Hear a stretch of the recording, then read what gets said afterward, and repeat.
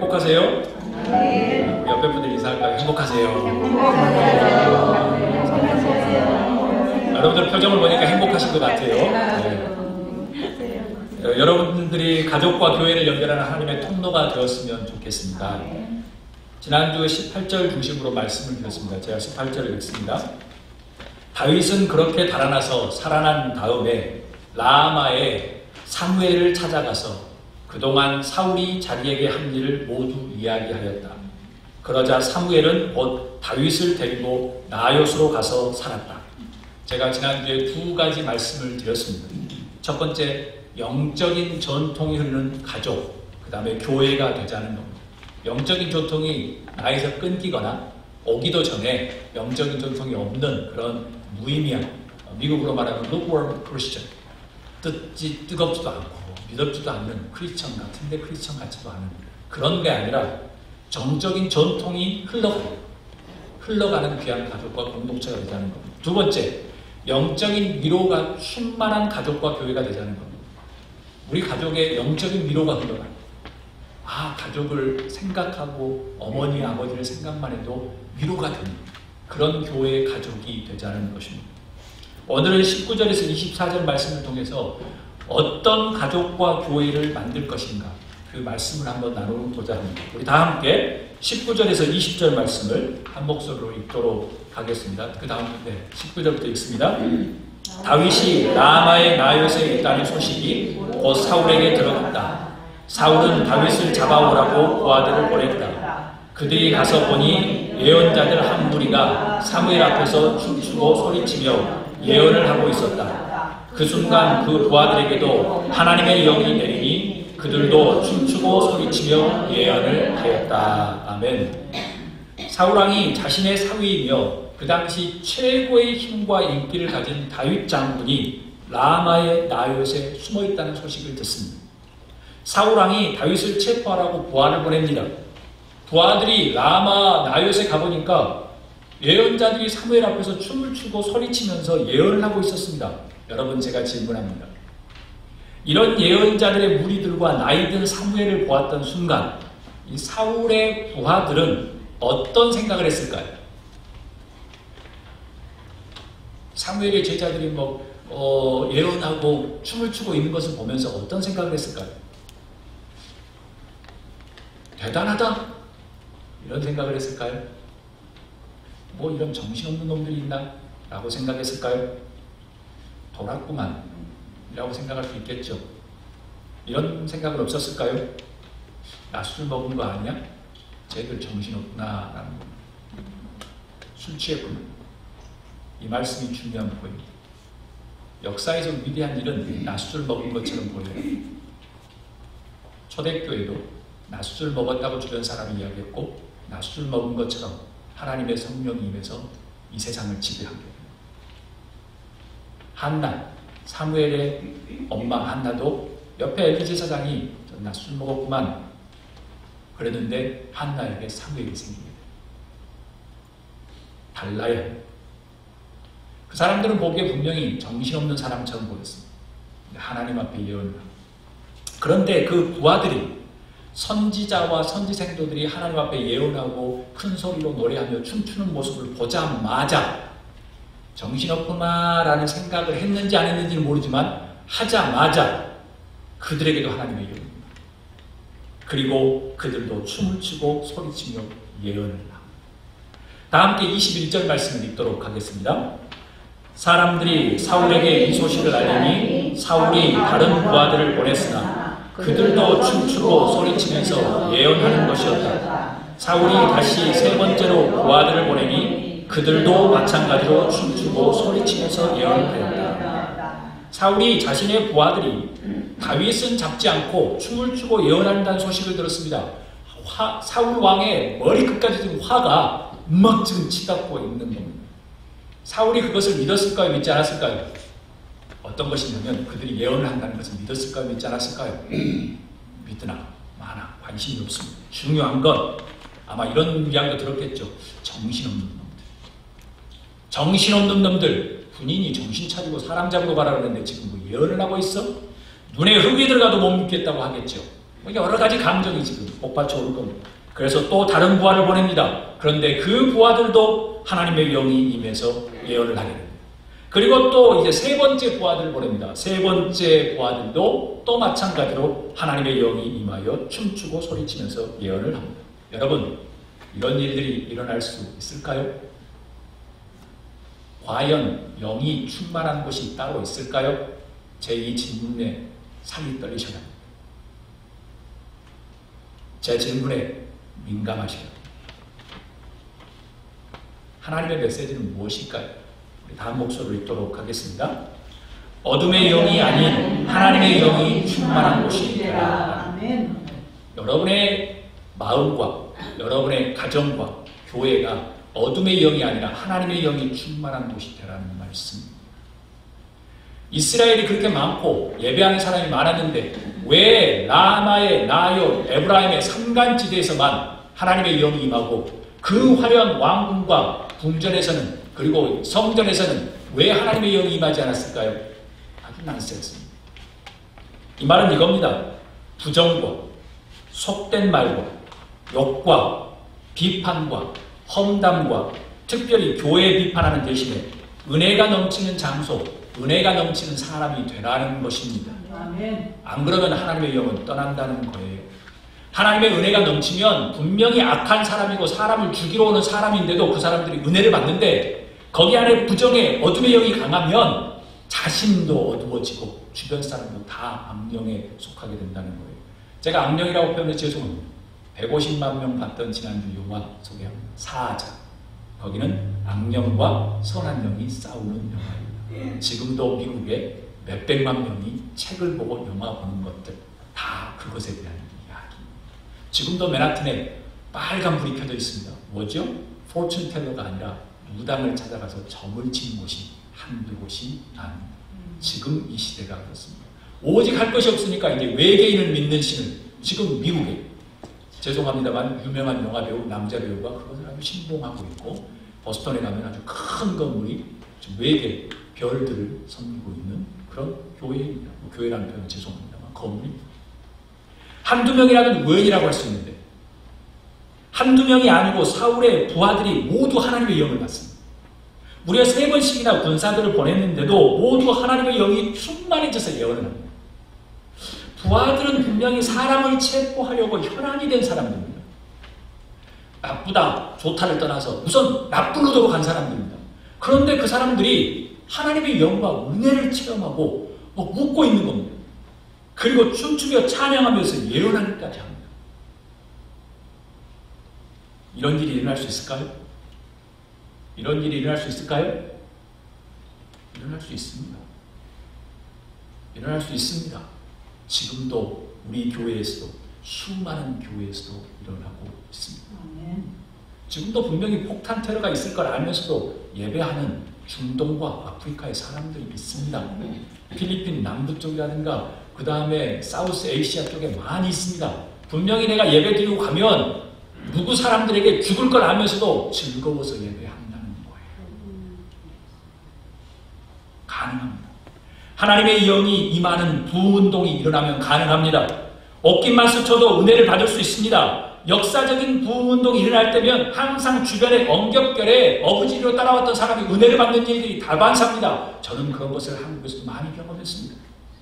이런 성령의 충만함이 여러분의 셀 모임과 여러분 자신과 여러분의 가족에게 일어날 수 있기를 주여 소망합니다. 아멘. 만약 그게 일어나지 않으면 교회도 아닙니다.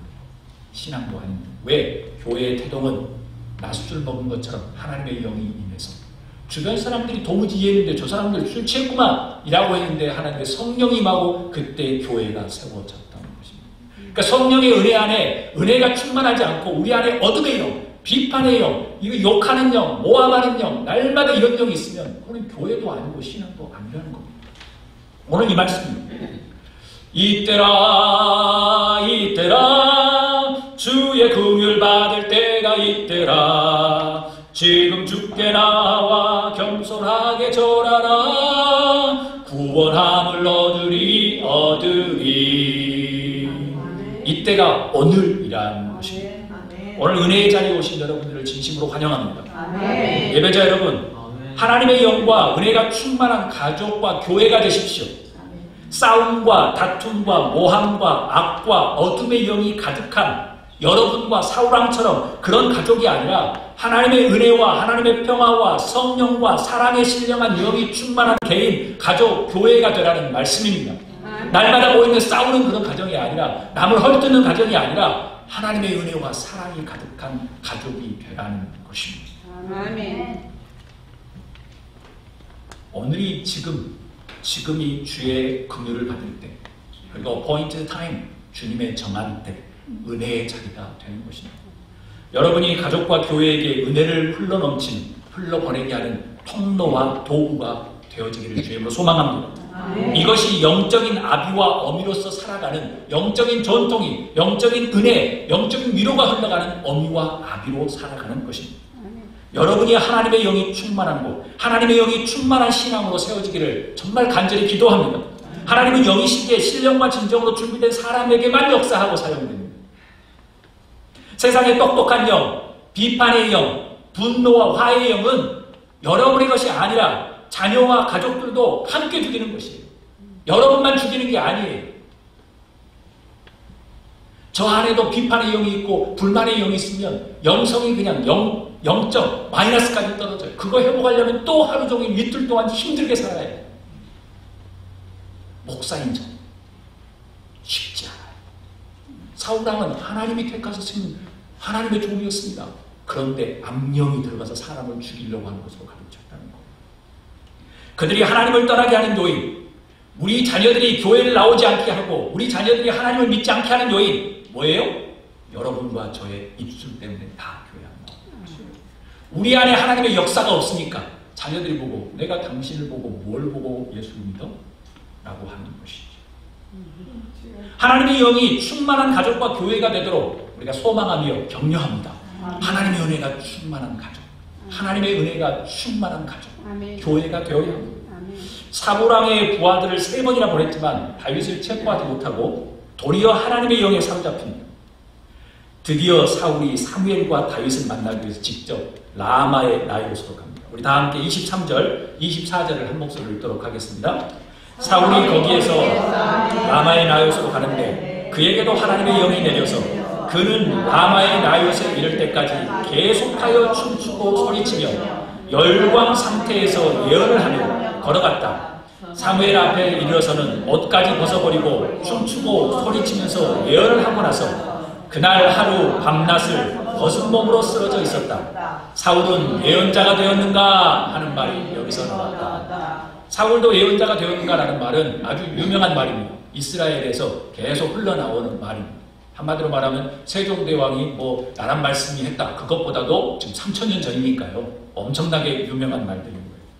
어찌 보면 조롱의 말이죠. 저렇게 악한 악령의 사람들 어떻게 사무엘 앞에 있다고 예언을 할 수 있을까? 이 말씀의 포인트가 있습니다. 이 말씀의 포인트가 있습니다. 마침내 사울까지도 사무엘 선지자 앞에서 옷까지 벗고 춤추고 예언을 합니다. 심지어 하루밤낮을 벗은 몸으로 쓰러져 있었다고 기록합니다. 오죽했으면 사울도 예언자가 되었는가라는 그런 전설적인 말들이 이스라엘에 지금 돌아다닙니다. 사울은 하나님과 상관없는 악령이 들었던 악한 사람이었는데 조롱하듯 아주 전하는 표현이죠. 어찌 보면 무섭습니다. 이 말. 사울도 예언자가 되었는가? 저희 언어로 바꾸면 이겁니다. 우리에게 적용합니다. 아무개가 예수를 믿어?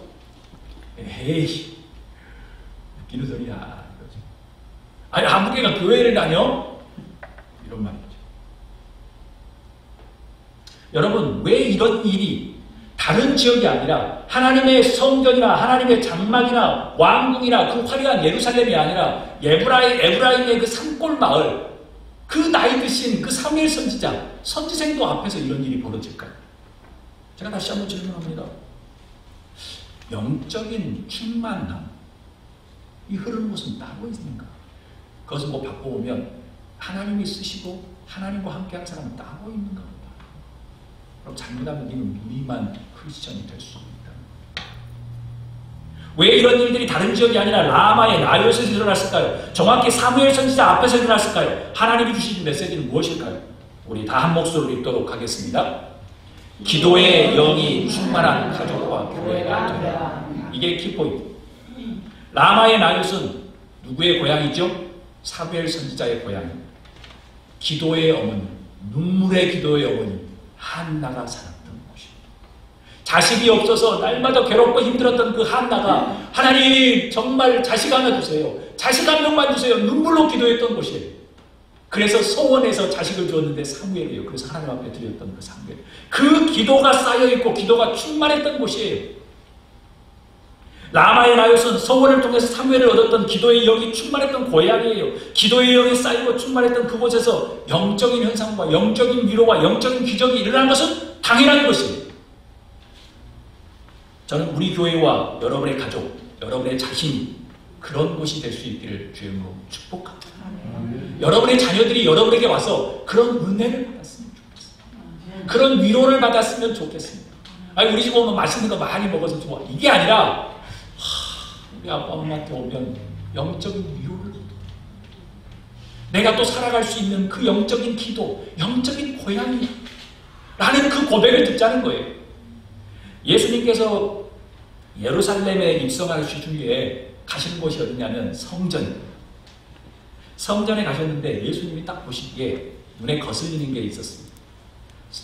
성전 뜰에 막 동물을 잡는 겁니다. 비둘기를 막 잡는 거예요. 그리고 돈을 바꿔주는 거예요. 그래서 예수님은 화가 나셨어요. 그래서 상과 의자를 엎으셨습니다. 그리고 성전뜰에서 가로질러 물건을 나르는 것을 금하셨습니다. 이때 예수님께서 말씀하신 게 마가복음 11장 17절입니다. 우리 다 한 목소리로 읽도록 하겠습니다. 기록한 바 내 집은 만민이 기도하는 집이라고 불릴 것이다. 하지 않았느냐? 그런데 너희는 그것을 강도의 소굴로 만들어. 한번 따라합니다. 강도의 소굴. 예배자 여러분, 고린도전서 3장 16절에서 17절 말씀 우리 다 한 목소리로 읽도록 하겠습니다. 여러분은 하나님의 성전이며 하나님의 성령이 여러분 안에 거하시는 것을 알지 못합니까? 누구든지 하나님의 성전을 파괴하면 하나님께서도 그 사람을 멸하실 것입니다. 하나님의 성전은 거룩합니다. 여러분은 하나님의 성전입니다. 바울 사도는 우리가 하나님의 성전이라고 이야기합니다. 우리가 하나님의 성전이라고. 예수님은 성전이 어떻게 바뀌었다고요? 강도의 소굴, 강도가 드글드글한 곳이라고 이야기합니다. 하나님의 성전은 거룩하다고 이야기합니다. 여러분은 하나님의 성전입니다. 성령이 거하시는 성전. 그럼 우리가 우리의 성전과 우리의 가족이 강도의 소굴이 되었는지 아니면 안 되었는지를 알 수 있는 방법은 무엇일까요? 예수님이 정답을 말씀해 주셨습니다. 내 집은 만민이 기도하는 집이다. 아멘. 기도하고 있는지 기도하고 있지 않는지에 따라 달려 있습니다. 미국의 크리스찬들 제가 말씀드렸습니다. 성서를 한 반 이상 이렇게 조사하는 거에 따라 틀리겠지만 거의 반으로 잡죠. 반 이상이 1년에 성서책을 몇 번 안 이렇게 열어본다고 합니다. 저도 설교를 준비하고 휴가를 가거나 설교를 준비하지 않고 혼자 있으면 성경 보지 않을 것 같아요. 그런데 일반 사람들은 당연하겠지. 저도 새벽 예배를 하니까 그래도 몇십 분 기도하고, 그래도 목사니까 날마다 점심 때도 하고 오후에도 하고 순간순간 기도하려고 생각하고 성도들의 머리를 계속 얼굴을 생각하면서 기도하죠. 근데 제가 휴가를 간다. 그럼 기도 잘 안 합니다. 저도 그러는데 일반 사람은 기도할까요? 그러니까 예수님이 말하는 겁니다. 성전에 들어갔는데 강도의 소굴이라고. 우리 가족과 교회는 기도하는 곳이 되어야 합니다. 음식 잘 만들어서 많이 먹고 편한 주차장이 있는 곳이 아니라 기도하는 곳이 되어야 합니다. 아멘. 기도의 영이 충만한 가족과 교회가 되지 않으면 불행하게도 하나님의 눈에는 강도의 소굴로밖에 보이지 않는다는 말씀입니다. 목사님, 아닌 것 같은데요? 여러분, 예수님 당시 성전에서 예배하는 사람들이 자신들이 강도의 소굴에서 예배한다고 생각했을까요? 하지 않았을까요? 저의 질문을 잘 이제 아시죠? 하지 못했습니다. 자기들은 지금 열심히 예배한다고 생각했습니다. 오로지 한 사람만 불만이 있는 겁니다. 예수님 보니까 강도의 소굴이라는 거예요. 자기들은 오케이예요. 자기들은 예배 잘 드리고 있다고 생각하는 거예요. 왜 아느냐? 그 말씀 다음에 대제사장과 율법과가 서기관들이 예수님을 죽이기 위해서 모함을 시작합니다. 바로 그 다음이죠. 신령과 진정으로 예배하기를 소망하는 예배자 여러분 자신과 가족, 교회에 기도가 충만하게 만들 수 있기를 주님을 축복합니다. 돈에 대한 생각, 거친 입에서 나오는 비판들, 모함들, 욕 대신에 성공에 대한 가득 찬 생각 대신에 분주하고 바쁜 일상의 계획 대신에 여러분의 생각과 삶을 기도로 채울 수 있기를 주님으로 부탁합니다. 아멘. 기도의 영이 충만하기 위해서 바쁘지 않아야 합니다. 바쁘면 기도할 수 없습니다. 어둠의 세력이, 악한 세력이 교회를 무너뜨리고 여러분을 무너뜨리는 것은 어떻게 하느냐? 바쁘게 하게 만듭니다. 바쁘면 이렇게 생각할 수 있겠죠.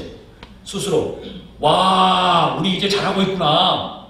나 지금 잘 나가고 있어. 야, 잘하고 있어. 성공하고 있어. 라고 생각하겠죠. 감탄하게 만듭니다. 그런데요, 그 바쁨이 결국 우리를 파멸시킵니다. 여러분과 가족, 교회가 기도하는 공동체로 다시 태어날 수 있기를 주여 축복합니다. 아멘. 기도의 체험, 눈물의 기도, 기도의 응답, 기적을 체험하는 여러분이 되십시오. 그래야지 그 기적이 자녀들에게 전달되는 겁니다. 아멘. 그래야지 그것이 흘러가게 되는 겁니다. 아멘. 나에게서 멈추면, 고여있으면 썩기 마련인 것을. 썩으면 물고기도 떠나고 악취가 나서 주변 사람들의 쓰레기밖에 오지 않습니다. 그래서 계속 악한 말만, 계속 욕만, 모함만 우리 속에 쌓이는 것이죠. 이 미국은 목숨을 걸고 그 화려했던 유럽, 지금도 우리가 유럽 여행을 가면 그 화려함에 그냥 뒤로 넘어질 뻔하는데 그 400년 전에 그곳을 떠나서 이 무지몽매했던 이곳에 와서 그들이 한 것은 처음에 무엇입니까? 그들이 한 것은 무엇입니까? 마을마다 모이는 사람들이 기도하는 것이었습니다. 자기 집은 크지 않더라도 교회 지어가지고 거기서 함께 예배하는 것이었고 기도하는 것이었습니다. 그게 그들의 즐거움이었습니다. 그 덕분에 우리가 이렇게 지금 누리고 있는 겁니다. 그리고 150년, 200년 전까지만 하더라도 미국 사람들의 퓨리탄들의 제일 최고의 목적은 무엇이었습니까? 기도하는 것이었고 밥상머리에서 자기 자녀들을 가르치는 것이었습니다. 기도와 말씀. 지금도 유태인과 수많은 사람들은 그렇게 가르치고 있습니다.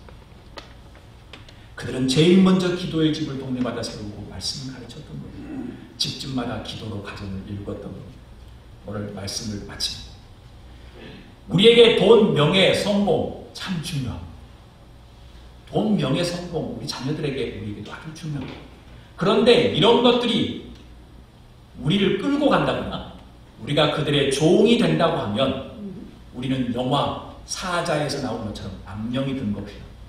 상의 왕이 양령이 들어서 사람을 죽인 거구나. 매 한 가지.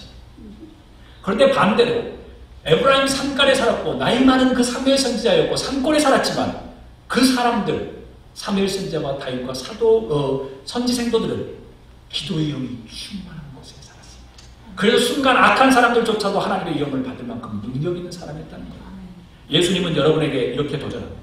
마태복음 6장 33절 34절 우리 한 목소리로 읽도록 하겠습니다. 너희는 먼저 하나님의 나라와 하나님의 의를 구하라. 그리하면 이 모든 것을 너희에게 더하여 주실 것이다. 그러므로 내일 일을 걱정하지 말아라. 내일 걱정은 내일이 맡아서 할 것이다. 한날을 괴로움은 이날에 겪는 것으로 기억하라. 네. 저는 이 말씀을 사랑합니다. 아멘. 지금 초현대 포스트 마더н 시대에 이 말씀이 우리에게 최고의 교훈입니다.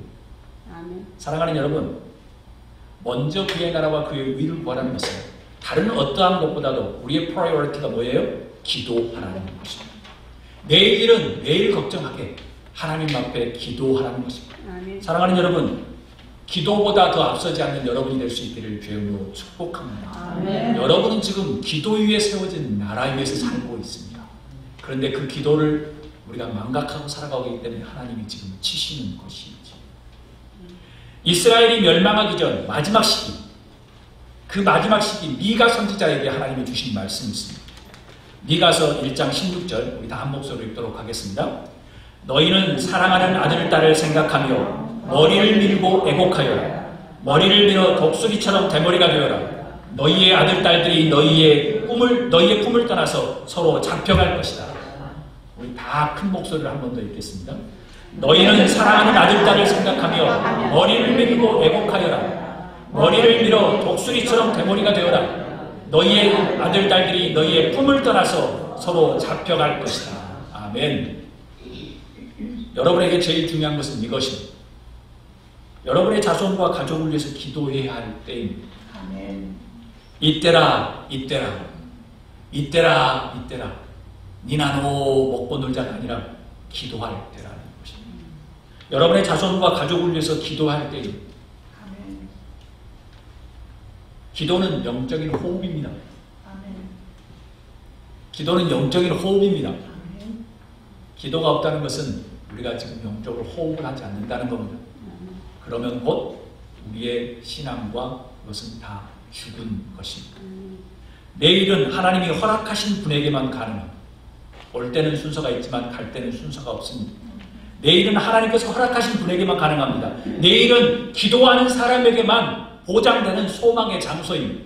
왜요? 하나님께서 인정하지 않으면 우리가 화려하게 살든 뭐하든 내일은 아무 의미가 없기 때문에. 여러분의 내일이, 여러분의 한 주간이 기도의 영이 충만해지기를 주님으로 소망합니다. 아멘. 한 주간 기도에 초점을 맞추는 여러분이 되었으면 좋겠습니다. 아멘. 10분, 20분, 30분, 어느 교회는 1시간 기도 운동도 해요. 그 교회 작은 교회 아니에요. 수천 명의 사람들이 기도 운동에 동참해요. 사랑하는 여러분, 여러분은 제가 도전합니다. 기도하십시오. 아멘. 우리가 이렇게 힘든 세상을 살아가지만 우리 자녀들은 정말 힘든 세상에 살아갈 겁니다. 아멘. 기도해요. 기도 위에 세워진 이 나라 위에 우리가 기도하는 것밖에 없습니다. 여러분의 기도를 통해서 여러분의 자손들이 여러분에게 영원한 영적인 위로를 얻고 정말 충만한 은혜 가운데 거할 수 있기를 주님을 축복합니다.